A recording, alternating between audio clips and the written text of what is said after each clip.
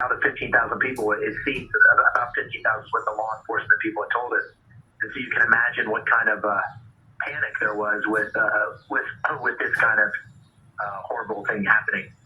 And David, stay with us. You know, we just played video that showed that moment where everyone was crowded down, and in this crowd of thousands, everyone is just still, hardly moving as they react to what are the sounds of gunfire. Someone tried to assassinate first. Trump. Then it became clear that it was gunfire. From your vantage point, how far were you from the president? You were in the first row, and could you tell if he was grazed, perhaps? I know you said you're not sure if he took a direct hit, but describe for me from how close you were what you could tell happened in terms of his potential injuries. You know, I really couldn't tell. I did see just a little bit of blood as they were going around him, and then, as I said, I saw the fist come out. But I couldn't tell the nature of his injuries. It all happened in the blink of an eye. And initially, I wasn't focused just solely on the president when the shots started happening. And you know, it seemed from where I was sitting, the shots were opposite from me.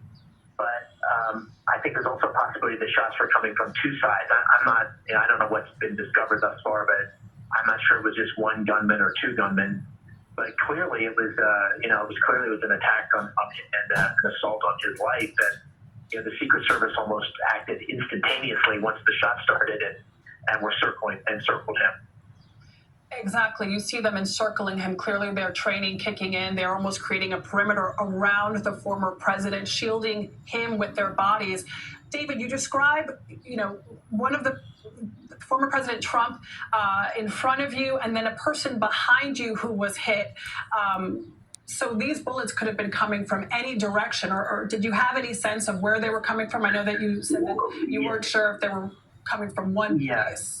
Right. Well, it wasn't clear to me. From where I was sitting, it felt like the bullets probably came from across the other side of the crowd, because if they missed the president, then they would have hit somebody behind me, or you know, someone in my part of the crowd. So I thought I heard shots coming from that direction, but you know, others thought that they heard shots coming from other directions. And you know, I'm a military person, so one of the things, it's always hard. It's not always easy to tell where the shots are originating from. So, and it's, you know, they weren't huge sound. They weren't booming sounds. They sounded like almost a small caliber weapon.